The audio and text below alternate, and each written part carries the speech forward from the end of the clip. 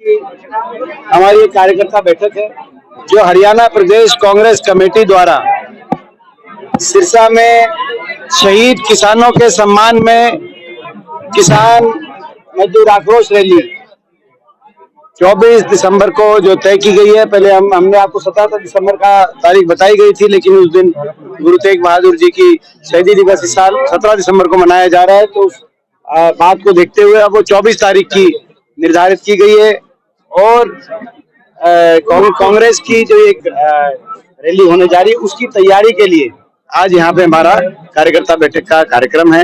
बाकी आपको सवाल हो तो आप पूछ सकते हैं।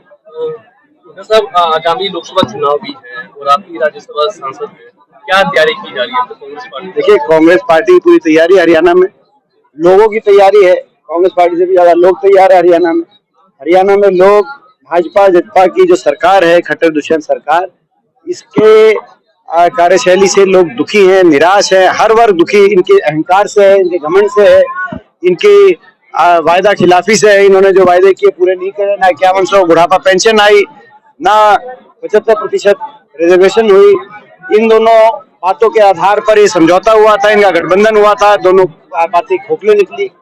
आज प्रदेश के लोग बदलाव चाहते हैं। प्रदेश के लोग कांग्रेस पार्टी की तरफ चौधरी उपेंद्र सिंह हुड्डा जी के नेतृत्व में, चौधरी उदय भान जी की अध्यक्षता में कांग्रेस पार्टी के पक्ष में लोगों ने बदलाव करने का मन बना लिया। 5 राज्यों के चुनाव हुए थे, 5 राज्यों के चुनाव हैं, इनमें कांग्रेस का बहुत अच्छा प्रदर्शन रहेगा। कांग्रेस पार्टी का हमें विश्वास है कि हर प्रदेश में बेहतरीन प्रदर्शन रहेगा। अधिकतर प्रदेशों में कांग्रेस की सरकारें बनेंगी और ये कल एग्जिट पोल में भी दिखा दिया। और ये जो लगातार पिछले कुछ दिनों के अंदर जिस तरीके से कांग्रेस का कैंपेन पीक किया सही समय पे, उससे हमें पूरा विश्वास है कि कांग्रेस सरकारें बनेंगी। पहले हिमाचल प्रदेश में हमारी सरकार बनी, फिर कर्नाटक में हमारी सरकार बनी, अब तेलंगाना, छत्तीसगढ़, मध्य प्रदेश और बहुत से आंकड़े राजस्थान में भी हमारी सरकार बनने की तरफ इशारा कर रहे हैं।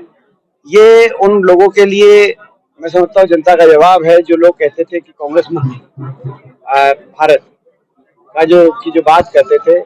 मैं समझता हूँ उन लोगों को भी सबक मिला होगा जिस तरीके से हर प्रदेश के अंदर कांग्रेस पार्टी का प्रदर्शन आ रहा है। क्या राजस्थान का जो असर है वो हरियाणा में पड़ेगा? रोहतक से आप लोकसभा का चुनाव लड़ेंगे? रोहतक से क्या इच्छा है अपनी? निश्चित रूप से रोहतक से लोकसभा का चुनाव जो हमें समझता हूँ कि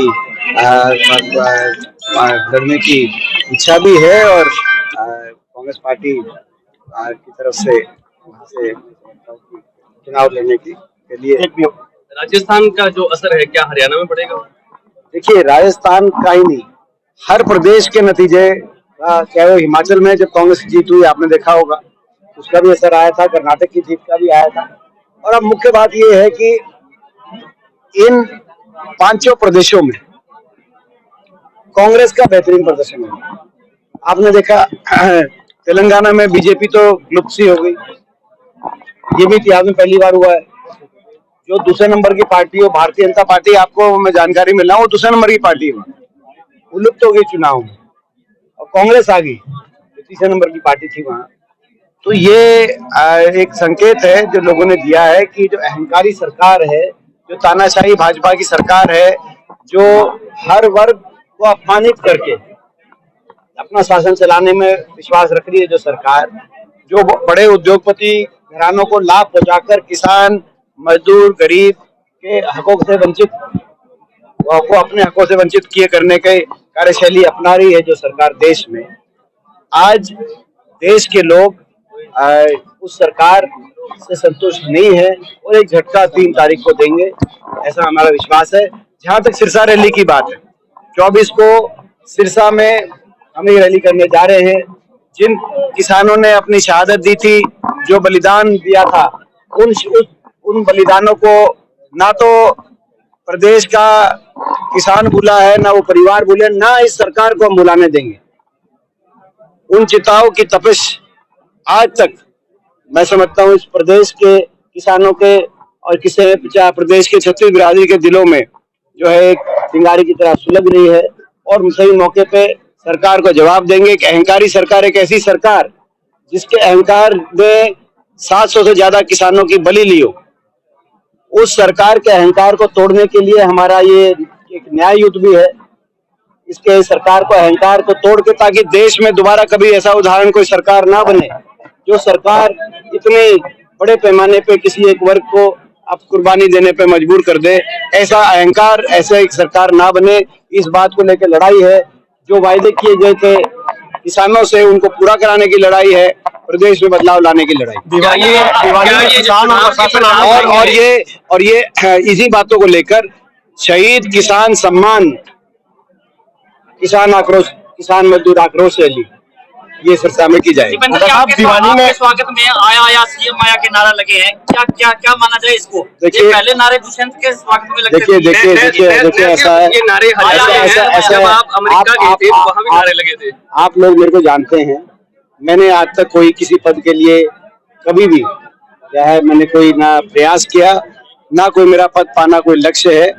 और हरियाणा में चौधरी भूपेंद्र सिंह हुड्डा जी के नेतृत्व में और चौधरी उदय भान जी की अध्यक्षता में हम लोग जो है बदलाव परिवर्तन लाने के लिए कांग्रेस पार्टी चल रही है। लोग चौधरी भूपेंद्र सिंह हुड्डा जी के नेतृत्व को याद करते हैं और आज इसी आधार पर कांग्रेस पार्टी की हवा पूरे प्रदेश में बनी हुई है।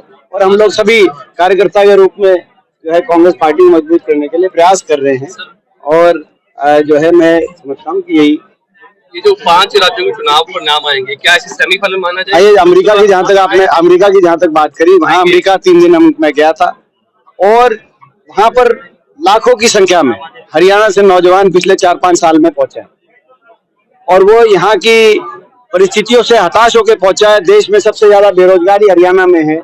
ऐसे में ही अपने घर बार माता पिता को छोड़ के कोई और इतनी मुश्किलों के कठिन रास्तों से हरियाणा का नौजवान वहां पहुंचा है जिसकी कल्पना नहीं की जा सकती। 3-3 महीने 6-6 महीने पनामा के जंगलों के अंदर से और डंकी के रास्ते और फिर पैसों की जो है दीवार कूद के वहां पे हरियाणा का नौजवान पहुंचा है। ये सरकार की पर्ची खर्ची अगर देखनी है तो जो विदेशों में पलायन हो रहा है हरियाणा के नौजवान का, उनसे पूछो कि सरकार की क्या पर्ची खर्ची चल रही है। तो ये मैं समझता हूँ कि आज बड़े ये अमेरिका के अंदर जो गया, ये एक नई एक जो है इस सरकार ने काला इतिहास रखने का काम किया है कि हरियाणा सबसे ज्यादा आज हरियाणा से पलायन हो रहा है किसी और प्रदेश के मुकाबले। ये काला इतिहास खट्टर सरकार ने लिखा है। हरियाणा के नौजवान के भविष्य को अंधकार में करने का काम सरकार ने किया, इसीलिए भी हम सरकार से लड़ाई लड़ेंगे, परिवर्तन लाने की लड़ाई लड़ेंगे। बाकी क्योंकि लोग बहुत देर से बैठे हैं, चुनावों के बाद लोकसभा चुनाव होगा, क्या इसे सेमीफाइनल माना जाए? देखिए हर चुनाव फाइनल होता है, हर चुनाव फाइनलों को सेमीफाइनल की कोई बात नहीं होती।